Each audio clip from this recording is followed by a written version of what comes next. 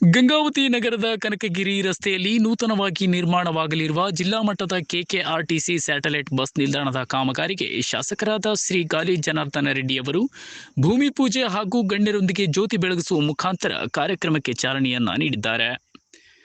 ನಂತರ ಮಾತನಾಡಿದ ಅವರು, ಈ ಬೃಹತ್ ಯೋಜನೆಗೆ ಗಂಗಾವತಿ ವಿಧಾನಸಭಾ ಕ್ಷೇತ್ರಕ್ಕೆ ಶಾಸಕರಿಗೆ ಹಂಚಿಕೆಯಾಗುವ ಕೆಕೆಆರ್ಡಿಬಿ ಅನುದಾನದಿಂದ 15 ಕೋಟಿ ಹಾಗೂ ಸಾರಿಗೆ ನಿಗಮದ ಆಂತರಿಕ ಸಂಪನ್ಮೂಲದಿಂದ 2.5 ಕೋಟಿ ಸೇರಿದಂತೆ ಒಟ್ಟು 17.5 ಕೋಟಿ ಅನುದಾನವನ್ನು ಬಳಸಲಾಗುತ್ತಿದೆ ಎಂದರು. ಕಲ್ಯಾಣ ಕರ್ನಾಟಕ ರಸ್ತೆ ಸಾರಿಗೆ ನಿಗಮ ನಮ್ಮ ಕೊಪ್ಪಳ ವಿಭಾಗದ ವತಿಯಿಂದ ಇವತ್ತೇನು ನಮ್ಮ ಗಂಗಾವತಿ ನಗರದಲ್ಲಿ ಒಂದು ಜಿಲ್ಲಾ ಮಟ್ಟದ ಬಸ್ ನಿಲ್ದಾಣಕ್ಕೆ, ಒಂದು ಸ್ಯಾಟಲೈಟ್ ಬಸ್ ನಿಲ್ದಾಣಕ್ಕೆ ಶಂಕುಸ್ಥಾಪನಾ ಕಾರ್ಯಕ್ರಮದ ಈ ಒಂದು ವೇದಿಕೆ ಮೇಲೆ ಇಡೀ ಕಲ್ಯಾಣ ಕರ್ನಾಟಕದ 7 ಜಿಲ್ಲೆಗಳಲ್ಲಿ ಗುಲ್ಬರ್ಗ ಮಹಾನಗರದ ನಂತರ ಇವತ್ತು ಗಂಗಾವತಿಯಲ್ಲಿ ಈ ಪ್ರಮಾಣದ ಬಸ್ ಸ್ಟ್ಯಾಂಡ್ ಇವತ್ತು ಆಗ್ತಾ ಇರುವಂಥದ್ದು. ಈ ಬಸ್ ಸ್ಟ್ಯಾಂಡು ಇಡೀ ಕಲ್ಯಾಣ ಕರ್ನಾಟಕದ ಕೊಪ್ಪಳ, ಬಳ್ಳಾರಿ, ರಾಯಚೂರು, ಯಾದಗಿರಿ, ಬೀದರು ಇವೆಲ್ಲದನ್ನು ಕೂಡ ಮೀರಿ ಗುಲ್ಬರ್ಗಕ್ಕೆ ಸಮಾನವಾಗಿ ಅತಿ ದೊಡ್ಡ ಒಂದು ಬಸ್ ಸ್ಟ್ಯಾಂಡ್ 5 ಎಕರೆಯಲ್ಲಿ ನಿರ್ಮಾಣ ಆಗ್ತಾ ಇರೋದು. ಅದಕ್ಕೆ ಸಹಕಾರ ಕೊಟ್ಟಿರೋ ಅರುಣ್ ಕುಮಾರ್ ಅವರಿಗೆ, ರಾಮಲಿಂಗಾರೆಡ್ಡಿ ನನ್ನ ಆತ್ಮೀಯ ಸಂಬಂಧಪಟ್ಟ ಸಚಿವರಿಗೆ, ಮತ್ತು ಈ ಜಮೀನನ್ನ ಕೇವಲ ನೀವು ನಂಬ್ತಿರೋ ಇಲ್ಲೋ 48 ಗಂಟೆಗಳಲ್ಲಿ ಕೃಷಿ ಇಲಾಖೆಯಿಂದ KSRTC ಇಲಾಖೆಗೆ ಟ್ರಾನ್ಸ್ಫರ್ ಮಾಡಿರೋ ಚೆಲುವ ಸ್ವಾಮಿ ಅವರಿಗೆ, ನಮ್ಮ ಇಡೀ ಗಂಗಾವತಿ ನಗರದ ಎಲ್ಲ ನನ್ನ ಜನತೆಯ ಪರವಾಗಿ ತಮಗೆ, ಇಲಾಖೆಗೆ, ತಮ್ಮೆಲ್ಲರಿಗೂ ಕೂಡ ನನ್ನ ಹೃದಯಪೂರ್ವಕ ಕೃತಜ್ಞತಾಪೂರ್ವಕ ಧನ್ಯವಾದಗಳು ಮತ್ತು ಅಭಿವಂದನೆಗಳು.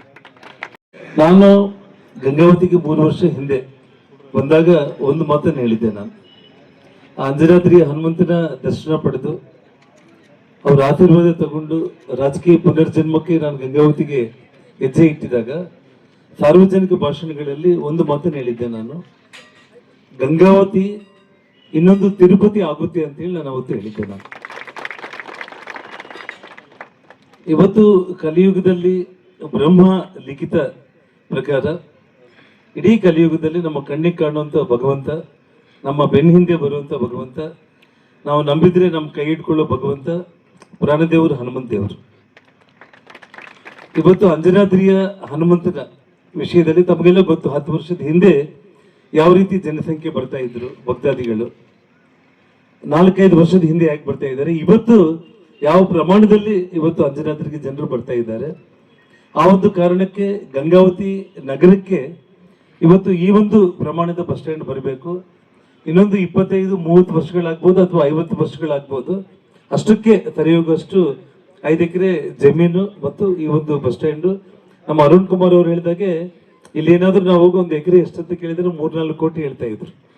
ಇವತ್ತು ಬಸ್ ಸ್ಟ್ಯಾಂಡಿಗೆ ನಾವು 15 ಕೋಟಿ ನಾನು ಕೊಟ್ಟಿದ್ರು, 2.5 ಕೋಟಿ ಇಲಾಖೆ ಕೊಟ್ಟಿದ್ರು, ನಮ್ದೆಲ್ಲ ಸೇರಿ 17.5 ಕೋಟಿ ಆದ್ರೆ 5 ಎಕರೆ ಜಮೀನು ಬೆಲೆನೇ ಇವತ್ತು ನಮ್ಮ ಕೃಷಿ ಇಲಾಖೆಯವರು ಏನು ನಮ್ಮ KSRTCಗೆ ಅವರು ವರ್ಗಾವಣೆ ಮಾಡಿದ್ದಾರೆ, ಅದು 20 ಕೋಟಿ. ಹಾಗಾಗಿ ಬಸ್ ಸ್ಟ್ಯಾಂಡು ಇವತ್ತು ನಾವು 40-45 ಕೋಟಿ ಅಂತ ನಾವು ಹೇಳ್ಬೇಕಾಗುತ್ತೆ ಆ ಒಂದು ಪ್ರಮಾಣದಲ್ಲಿ. ಸೊ ಹಾಗಾಗಿ ಇವತ್ತು ಈ ಒಂದು ಒಳ್ಳೆ ಕೆಲಸ ಇವತ್ತು ನಮ್ಮ ಗಂಗಾವತಿಯಲ್ಲಿ ಆಗಿದೆ. ಇದೇ ಒಂದು ರೀತಿಯಲ್ಲಿ ಅಂಜನಾದ್ರಿಯಲ್ಲಿ ಕೂಡ ನಮ್ಮ ಜಿಲ್ಲಾಧಿಕಾರಿಗಳು ಸುಮಾರು 102 ಎಕರೆ ಜಮೀನನ್ನ ಅವ್ರ ಅಕ್ವಿಸಿಷನ್ ಆಗ್ತಾ ಇದೆ. ಅಲ್ಲಿ ಕೂಡ ಒಂದು 5 ಎಕರೆನಲ್ಲಿ ಇದೇ ಮಟ್ಟದ ಒಂದು ಬಸ್ ಸ್ಟ್ಯಾಂಡ್ ನಾವು ನಿರ್ಮಾಣ ಮಾಡುವಂತ ಅವಶ್ಯಕತೆ ಇದೆ. ಕಾರಣ ಏನಂತಂದ್ರೆ ಇಡೀ ಕರ್ನಾಟಕದಿಂದ ಬರುವಂತ ಜನಗಳು ಗಂಗಾವತಿಗೆ ಬಂದು ಆನೆಗೊಂದಿಗೆ ನಮ್ಮ ಅಂಜನಾದ್ರಿಗೆ ಬಂದ್ರೆ, ಅಂಜನಾದ್ರಿಗೆ ಕೂಡ ಇವತ್ತು ಇಡೀ ಹೊರ ರಾಜ್ಯಗಳಿಂದ ಹೆಚ್ಚು ಜನರು ಪ್ರೈವೇಟ್ ಬಸ್ಗಳಲ್ಲಿ ದಿನ 10, 20, 30 ಬಸ್ಗಳನ್ನ ನಾನು ನೋಡ್ತಾ ಇದ್ದೀನಿ. ಬರುವಂತ ದಿನಗಳಲ್ಲಿ ಇವು 100 ಸಂಖ್ಯೆಯಲ್ಲಿ ಕೂಡ ಹೆಚ್ಚಾಗ್ಬೋದು. ಅವರೆಲ್ಲರಿಗೂ ಕೂಡ ಶೆಲ್ಟರ್ಸ್ ಆಗಿರ್ಬೋದು, ನಿಲ್ದಾಣಗಳಾಗಿರ್ಬೋದು, ಸವಲತ್ತುಗಳನ್ನ ವ್ಯವಸ್ಥೆ ಮಾಡುವಂತ ಒಂದು ಕೆಲಸ ಕೂಡ ಮುಂದಿನ ದಿನಗಳಲ್ಲಿ ನಾನು ಮಾಡ್ತೀನಿ ಅನ್ನೋಂಥ ಒಂದು ಭರವಸೆಯನ್ನು ಕೊಡ್ತಾ, ಇದಕ್ಕೆ 4 ಲೈನ್ ರಸ್ತೆ ಇರಬೇಕು ಅಂತ ಹೇಳಿ ಇವತ್ತು 2 ಲೈನ್ ರಸ್ತೆ ಇತ್ತು, ಇದು 2 ಲೈನ್ ರಸ್ತೆ ಇತ್ತು. ಅದನ್ನೇ ಇವಾಗ ನಾನು 4 ಲೈನ್ ರಸ್ತೆಯಾಗಿ ಸುಮಾರು 5-6 ತಿಂಗಳ ಹಿಂದೆನೆ ಅದಕ್ಕೆ ಅಮೌಂಟ್ ನಾನು ಕೊಟ್ಟು ವಿದ್ಯುತ್ ದೀಪಗಳು ಮತ್ತು ಇವತ್ತು ವಿಶೇಷವಾಗಿ ಬಸ್ ಸ್ಟ್ಯಾಂಡ್ ಹತ್ತಿರದಲ್ಲಿ ಇವಾಗ ನಮ್ಮ ರೈಲ್ವೆ ಸ್ಟೇಷನ್ ಏನಿದೆ, 25 ಕೋಟಿ ಹಣ ಈಗಾಗಲೇ ಬಿಡುಗಡೆ ಆಗಿತ್ತು. ಅದನ್ನ ಅಲ್ಲಿ ಅಧಿಕಾರಿಗಳು ಏನಂದ್ರೆ ಗಂಗಾವತಿ ರೈಲ್ವೆ ಸ್ಟೇಷನ್ಗೆ ಅಷ್ಟು ಒತ್ತಡ ಇಲ್ಲ, ಅಷ್ಟು ಅವಶ್ಯಕತೆ ಕೂಡ ಇಲ್ಲ, 18 ಕೋಟಿ ಆದರೆ ಸಾಕು ಅಂತೇಳಿ ಅಧಿಕಾರಿಗಳು ಅದನ್ನು ಕಡಿಮೆ ಮಾಡೋ ಪ್ರಯತ್ನ ಮಾಡಿದ್ದು ನನ್ನ ದೃಷ್ಟಿಗೆ ಬಂತು. ಟೆಂಡರ್ ಕರೆಯೋ ಮುಂಚೆ ತಕ್ಷಣ ನಾನು ಅಧಿಕಾರಿಗಳ ಜೊತೆ ಮಾತಾಡಿ ದೆಹಲಿಗೆ ಹೋಗಿ ನಮ್ಮ ಸಂಬಂಧಪಟ್ಟ ಸಚಿವರಾದ ಸೋಮಣ್ಣ ಅವರು, ಅಶ್ವಿನಿ ವೈಷ್ಣವ್ ಅವರು ಇಬ್ಬರನ್ನೂ ಕೂಡ ನಾನು ಮಾತಾಡಿಬಿಟ್ಟು 25 ಕೋಟಿನೇ ನೀವು ಟೆಂಡರ್ ಕರೀಲಿಕ್ಕೆ ಪ್ರಯತ್ನ ಮಾಡಿ, ಯಾವುದೇ ಕಾರಣಕ್ಕೂ ಕೂಡ ಕಡಿಮೆ ಮಾಡ್ಲಿಕ್ಕೆ ಹೋಗಬೇಡಿ. ಬರುವಂಥ ದಿನಗಳಲ್ಲಿ ನೀವು 50 ಕೋಟಿ ಕೊಟ್ಟರೆ ಕೂಡ ಕಡಿಮೆ. ಬರೋ ದಿನಗಳಲ್ಲಿ ಯಾವ ರೀತಿ ತಿರುಪತಿಗೆ ಇಡೀ ಭಾರತದಿಂದ ಜನ ಬರ್ತಾ ಇದ್ದಾರೋ ಆ ರೀತಿ ಅಂಜನಾದ್ರಿ ಕೂಡ ಬರಬೇಕು ಅಂದ್ರೆ ಗಂಗಾವತಿ ರೈಲ್ವೆ ಸ್ಟೇಷನ್ ದೊಡ್ಡ ಮಟ್ಟದಲ್ಲಿ ಅಭಿವೃದ್ಧಿ ಆಗ್ಬೇಕಾಗುತ್ತೆ. ದಯಮಾಡಿ ಕನಿಷ್ಠ 25 ಕೋಟಿ ಏನು ಮೀಸಲಿಟ್ಟಿದ್ರೆ ಅದನ್ನ ಮಾಡಿ ಅಂತ ನಾನು ಹೇಳಿದೆ. ಆದ್ರೆ ಇಬ್ಬರು ಸಚಿವರು ನನಗೆ ಭರವಸೆಯನ್ನು ಕೊಟ್ಟು ನೀನು ಬಂದಿರೋದಕ್ಕೆ ಇನ್ನ 10 ಕೋಟಿ ಜಾಸ್ತಿ ಕೊಡ್ತಾ ಇದೀವಿ, 35 ಕೋಟಿಯಲ್ಲಿ ಗಂಗಾವತಿ ರೈಲ್ವೆ ನಿಲ್ದಾಣ ನಾವು ಅಭಿವೃದ್ಧಿ ಮಾಡ್ತೀವಿ ಅಂತ ಹೇಳಿ ಈಗಾಗಲೇ ಅಧಿಕಾರಿಗಳು ಅದನ್ನ ರಿವೈಸ್ ಮಾಡಿಬಿಟ್ಟು ಅತಿ ಹೆಚ್ಚಿನ ಸವಲತ್ತುಗಳನ್ನ ಒದಗಿಸುವಂತ ಒಂದು ಕೆಲಸಕ್ಕೆ, ಜೊತೆಗೆ ನಮ್ಮ ಗಂಗಾವತಿಯಿಂದ ಅಯೋಧ್ಯೆಗೆ ಅಂದ್ರೆ ಅಂಜನಾದ್ರಿ ಟು ಅಯೋಧ್ಯೆ ಒಂದು ಸ್ಪೆಷಲ್ ಟ್ರೈನು ಮತ್ತು ಅಯೋಧ್ಯೆಯಿಂದ ಅಂಜನಾದ್ರಿಗೆ ಅಯೋಧ್ಯ ಅಂಜನಾದ್ರಿ ಎಕ್ಸ್ಪ್ರೆಸ್, ಅಂಜನಾದ್ರಿ ಅಯೋಧ್ಯೆ ಎಕ್ಸ್ಪ್ರೆಸ್ ಅನ್ನೋ ಹೆಸರಲ್ಲಿ 2 ರೈಲ್ಗಳನ್ನ ಶಾಶ್ವತವಾಗಿ ನಮ್ಮ ಗಂಗಾವತಿಗೆ ರೈಲ್ವೆ ಸ್ಟೇಷನ್ ನಿಲ್ದಾಣ ಉದ್ಘಾಟನೆ ಆಗೋ ದಿವಸನೇ ಆ 2 ಹೆಸರಿನ ರೈಲ್ಗಳು ಕೂಡ ಪ್ರಾರಂಭ ಆಗಬೇಕು ಅಂತೇಳಿ ನಾನು ಸಚಿವರಲ್ಲಿ ಮನವಿ ಮಾಡಿದ್ದೀನಿ. ಮುಖ್ಯಮಂತ್ರಿಗಳು ಅವರು ನನಗೆ ಏನು 25 ಕೋಟಿ ವಿಶೇಷ ಅನುದಾನವನ್ನು ಕೊಟ್ಟಿದ್ದಾರೆ, ಅದರಲ್ಲಿ 10 ಕೋಟಿ ಅಮೌಂಟ್ ಅಲ್ಲಿ ಈಗಾಗಲೇ ನಾನು ಆನೆಗೊಂದಿ ಗ್ರಾಮದಲ್ಲಿ ಕಂಪ್ಲೀಟ್ ಅಂದ್ರೆ ಇವತ್ತು ಚಿಂತಾಮಣಿಗೆ ಮತ್ತು ನವವೃಂದಾವನಕ್ಕೆ ಹೋಗುವಂತ ರಸ್ತೆ, ಡ್ರೈನೇಜ್ಗಳು ಮತ್ತು ನಮ್ಮ ಹಂಪಿ ಮಾದರಿಯ ಪಿಲ್ಲರ್ಸ್ ಅಲ್ಲೇ ವಿದ್ಯುತ್ ದೀಪಗಳನ್ನ ಅಲಂಕರಣ ಮಾಡುವಂಥದ್ದು ಮತ್ತು ತುಂಗಭದ್ರಾ ಹಾರತಿಗೆ ಒಂದು 125 ಮಂದಿ ಪುರೋಹಿತರು ನಿಂತ್ಕೊಂಡು ಒಂದೇ ಸಲ ಹಾರತಿ ತುಂಗಭದ್ರಾ ನದಿಗೆ ಮಾಡಿದ್ರೆ ನವವೃಂದಾವನಕ್ಕೂ ಮಾಡಿದಂಗೆ ಆಗುತ್ತೆ.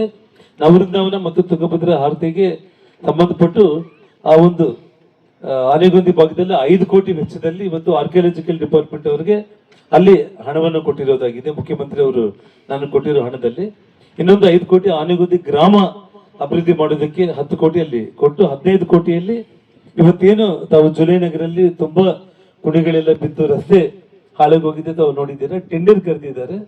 ನಾಳೆ 4ನೇ ತಾರೀಕು ಅಂದ್ರೆ ನಾಡಿದ್ದಕ್ಕೆ ಮುಕ್ತಾಯ ಆಗುತ್ತೆ. ಅದಾದ ತಕ್ಷಣ ಸಂಪೂರ್ಣವಾಗಿ ಇವತ್ತು ನಮ್ಮ ರಾಣಾ ಪ್ರತಾಪ್ ಸರ್ಕಲ್ ಇಂದ ಹಿಡಿದು ಅಪ್ ಟು ಕೊಲಿನಾಗೇಶ್ವರ ಕಾಲೇಜ್ ವರೆಗೆ ಕೂಡ 80 ಅಡಿ ರಸ್ತೆ ಮತ್ತು ವಿದ್ಯುತ್ ದೀಪಗಳು, ಡ್ರೈನೇಜ್ ಎಲ್ಲ ವ್ಯವಸ್ಥೆ ಆಗುತ್ತೆ ಅನ್ನೋದನ್ನ ಆ ಒಂದು ಭರವಸೆ ಮಾತನ್ನು ಕೂಡ ಈ ಸಂದರ್ಭದಲ್ಲಿ ತಮ್ಮೆಲ್ಲರಿಗೂ ನಾನು ಸನ್ಮಾನ್ಯ ಶ್ರೀ ಜನಾರ್ದನ್ ರೆಡ್ಡಿ ಸಾಹೇಬರು ಮತ್ತು ವಿಭಾಗೀಯ ನಿಯಂತ್ರಣಾಧಿಕಾರಿ ಕೊಪ್ಪಳ ಮತ್ತು ಎಲ್ಲ ಗಣ್ಯರ ತಂಡದಿಂದ ಸನ್ಮಾನ. ಎಲ್ಲರೂ ಚಪ್ಪಾಳೆ ತಟ್ಟುವ ಮೂಲಕ ಅವರು ಒಂದು ಕಾರ್ಯಕ್ರಮಕ್ಕೆ ಯಶಸ್ಸು ಕೊಡ್ಬೇಕಂತ ಕೇಳ್ಕೊಳ್ತೀನಿ.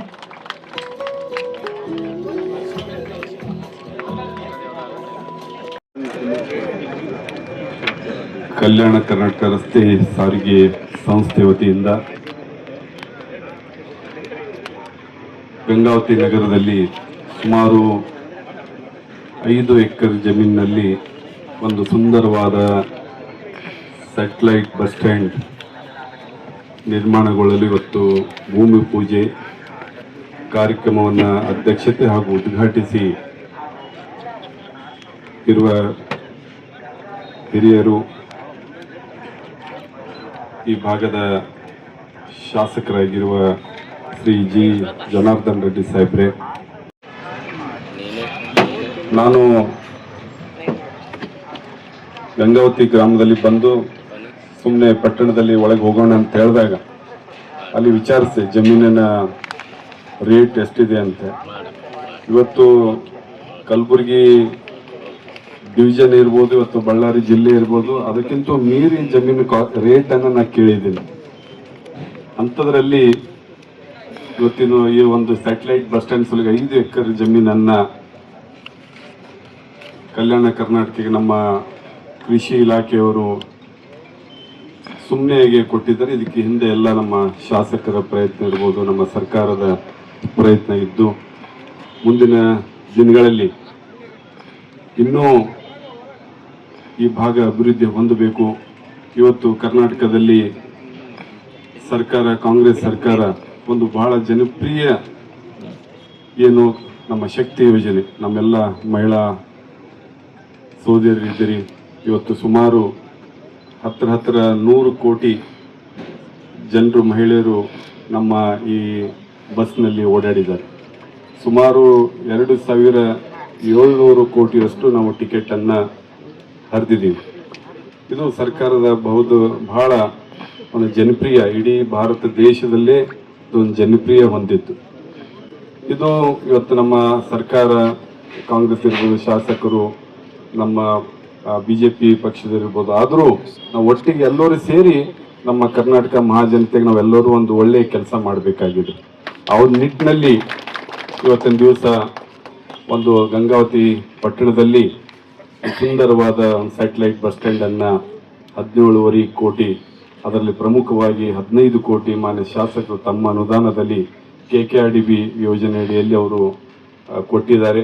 ಹಂತವಾಗಿ ಅದನ್ನು ಬಿಡುಗಡೆಗೊಳಿಸಿ ಒಂದು 2.5 ಕೋಟಿ ನಮ್ಮ ಸಂಸ್ಥೆ ವತಿಯಿಂದ 2.5 ಕೋಟಿ ನಾವು ಕೊಡ್ತಾ ಇದ್ದು, ಇದು ಒಳ್ಳೆ ಒಂದು ಬಸ್ ಸ್ಟ್ಯಾಂಡನ್ನು, ಮಾದರಿ ಬಸ್ ಸ್ಟ್ಯಾಂಡ್ ಆಗುತ್ತೆ ಈಗ ಈ ಒಂದು ಪಟ್ಟಣದಲ್ಲಿ. ಸ್ಯಾಟಲೈಟ್ ಬಸ್ ಸ್ಟ್ಯಾಂಡ್ ನಮ್ಮ ಹಾಗೂ ಇಲ್ಲೆಲ್ಲ ನೆರೆದಿರ್ತಕ್ಕಂಥ ಎಲ್ಲ ಗಂಗಾವತಿ ನೋಡಿದ್ರೆ ಈ ಬಸ್ ನಿಲ್ದಾಣದಲ್ಲಿ ನಿಮ್ಗೆಲ್ಲ ಗೊತ್ತಿದ್ದಂಗೆ ಸಂಚಾರ ನಿಯಂತ್ರಕರ ಕೊಠಡಿಗಳು ಇರ್ತದೆ, ಮಹಿಳೆಯರ ನಿರೀಕ್ಷಣಾ ಕೊಠಡಿಗಳು, ಶಿಶುಪಾಲನಾ ಕೊಠಡಿಗಳು ಇರ್ತದೆ, ಹಾಲುಣಿಸುವ ಕೇಂದ್ರ ಇರ್ತದೆ, ಪ್ರಯಾಣಿಕರಿಗೆ ಸುಸಜ್ಜಿತವಾದ ಆಸನದ ವ್ಯವಸ್ಥೆಗಳಿರ್ತದೆ, ಉಪಹಾರ ಗೃಹದಿರ್ತದೆ, ಮತ್ತೆ ಮಹಿಳೆಯರಿಗೆ ಪುರುಷರಿಗೆ ಒಂದು ಶೌಚಾಲಯಗಳ ವ್ಯವಸ್ಥೆ ಇರ್ತದೆ. ಶೌಚಾಲಯಗಳು ಬರೀ ನಾವು ಮಾನ್ಯ ಶಾಸಕರ ಜೊತೆ ಚರ್ಚೆ ಮಾಡಿ ಬರೀ ಶೌಚಾಲಯಗಳು ಬರೀ ಬಿಲ್ಡಿಂಗ್ ಅಲ್ಲಿ ಇರಲಾರ್ದೆ ಎಲ್ಲಿ ಪ್ರಯಾಣಿಕರು ಇಳಿತಾರೋ ಅಂತ ಸ್ಥಾನಗಳಲ್ಲೂ ಸಹ ಶೌಚಾಲಯಗಳನ್ನು ನಿರ್ಮಾಣ ಮಾಡಬೇಕು. ಬಸ್ ನಿಲ್ದಾಣವನ್ನು ಸ್ವಚ್ಛತೆಯಿಂದ ಇಟ್ಕೋಬೇಕು, ಪರಿಸರ ಪ್ರೇಮಿಯಾಗಿರ್ಬೇಕು ಅಂತಂದು ಹೇಳ್ಬಿಟ್ಟು ಸಾಹೇಬರು ಈಗ ಆಲ್ರೆಡಿ ನಿಮ್ಮೆಲ್ಲರ ಎದುರುಗಡೆ ಎಲ್ಲ ಗಿಡಗಳನ್ನು ನೆಡೋದ್ರ ಮೂಲಕ ಆ ಪರಿಸರ ಪ್ರೇಮವನ್ನ ಬೆರೆದು ಈ ಒಂದು ಕಾರ್ಯಕ್ರಮಕ್ಕೆ ಚಾಲನೆ ನೀಡಿದ್ದಾರೆ. ಅದಕ್ಕೆ ಇರ್ತದೆ ಎಲ್ಲ ಬಸ್ಗಳು ನಿಲ್ತಕ್ಕಂಥ ಜಾಗದಲ್ಲಿ. ಒಟ್ಟು ಈ ಆವರಣಕ್ಕೆ ಕಾಂಕ್ರೀಟ್ ಒಂದು ಆವರಣ ಇರ್ತದೆ. ಪರಿಸರದ ವಾತಾವರಣ, ಉತ್ತಮ ಪರಿಸರದ ವಾತಾವರಣ, ಗಿಡಗಳಿಂದ ಕೂಡಿದ ವಾತಾವರಣವನ್ನು ನಿರ್ಮಾಣ ಮಾಡ್ತೇವೆ. ದ್ವಿಚಕ್ರ ಮತ್ತು 4 ಚಕ್ರ ವಾಹನಗಳ ಒಂದು ನಿಲುಗಡೆ ವ್ಯವಸ್ಥೆ, ಪಾರ್ಕಿಂಗ್ ವ್ಯವಸ್ಥೆಯನ್ನು ಸಹ ಮಾಡಲಾಗ್ತದೆ. ಅದರ ಜೊತೆಗೆ ವಿಕಲಚೇತನರಿಗೆ ಗಾಲಿ ಕುರ್ಚಿ ವ್ಯವಸ್ಥೆ ಬಸ್ ನಿಲ್ದಾಣಗಳಲ್ಲಿ ಯಾವ ರೀತಿ ಇರುತ್ತೋ ಅದರಲ್ಲಿ ಇಲ್ಲಿನೂ ಸಹ ಆ ರೀತಿಯ ವ್ಯವಸ್ಥೆ ಇರ್ತದೆ. ಸರಿಸುಮಾರು ಒಂದು 20ರಿಂದ 23, 24 ಅಂದ್ರೆ ಅಷ್ಟು ವಾಹನಗಳು ಒಂದೇ ಸರಿ ಪ್ಲಾಟ್ಫಾರ್ಮ್ಗೆ ಹಾಕ್ಬೋದು. ಅಷ್ಟು ಕ್ಯಾಟ್ ಬಾಕ್ಸ್ ಅಂದ್ರೆ ಅಷ್ಟು ವಾಹನ ನಿಲ್ದಾಣಗಳು ನಿಲ್ತಕ್ಕಂಥ ಕ್ಯಾಟ್ ಬಾಕ್ಸ್ಗಳು ಬರ್ತದೆ ಈ ಒಂದು ಬಸ್ ನಿಲ್ದಾಣಗಳ ಒಂದು ಯೋಜನೆಯಲ್ಲಿ. ಇಷ್ಟು ವಿವರಗಳನ್ನ ತಮಗೆ ತಿಳಿಸ್ತಾ ಈ ಕಾರ್ಯಕ್ರಮದಲ್ಲಿ ಕಲ್ಯಾಣ ಕರ್ನಾಟಕ ರಸ್ತೆ ಸಾರಿಗೆ ನಿಗಮದ ಅಧ್ಯಕ್ಷರಾದ ಅರುಣ್ ಕುಮಾರ್ MY ಪಾಟೀಲ್, ಕೊಪ್ಪಳ KKRTC ವಿಭಾಗೀಯ ನಿಯಂತ್ರಣಾಧಿಕಾರಿ G ಶೀನಯ್ಯ, RFO ಬಸವರಾಜ್, ತಾಲೂಕು ಪಂಚಾಯತ್ ಮುಖ್ಯ ಕಾರ್ಯನಿರ್ವಾಹಕ ಅಧಿಕಾರಿ ರಾಮರೆಡ್ಡಿ, ಪೊಲೀಸ್ ವೃತ್ತ ಅಧಿಕಾರಿ ಪ್ರಕಾಶ್ ಮಾಳಿ, ಕೃಷಿ ಇಲಾಖೆಯ ಅಧಿಕಾರಿ ಮಹಾಂತೇಶ್ ಯೋಗಿ, ಸಾರಿಗೆ ಇಲಾಖೆಯ ಎಕ್ಸಿಕ್ಯೂಟಿವ್ ಇಂಜಿನಿಯರ್ ಶ್ರೀಮತಿ ಮಾಲತಿ, ಮಾಜಿ ಜಿಲ್ಲಾಧ್ಯಕ್ಷರಾದ ವಿರೂಪಾಕ್ಷಪ್ಪ ಸಿಂಗನಾಳ್ ಹಾಗೂ ಮಾಜಿ ಕಾಡಾ ಅಧ್ಯಕ್ಷರುಗಳಾದ ತಿಪ್ಪೇರುದ್ರಸ್ವಾಮಿ ಮತ್ತು ಗಿರೇಗೌಡರು, ಬಿಜೆಪಿಯ ನಗರ ಮಂಡಲ ಅಧ್ಯಕ್ಷರಾದ ಚಂದ್ರಶೇಖರ್ ಹಿರೂರು, ಗ್ರಾಮೀಣ ಮಂಡಲ ಅಧ್ಯಕ್ಷರಾದ DK ಆಗೋಲಿ, ಮುಖಂಡರಾದ ಮನೋಹರ್ ಗೌಡ ಹೇರೂರ್, ಅಮರಜ್ಯೋತಿ ನರಸಪ್ಪ, ರಾಮಕೃಷ್ಣ, ಯಮನೂರ್ ಚೌಡ್ಕಿ ಉಪಸ್ಥಿತರಿದ್ದರು. ನೈಜ ಸುದ್ದಿಗಳಿಗಾಗಿ ನೋಡ್ತಾ ಇರಿ ಇದು ಟಿ ಪಬ್ಲಿಕ್ ನ್ಯೂಸ್ ಚಾನಲ್.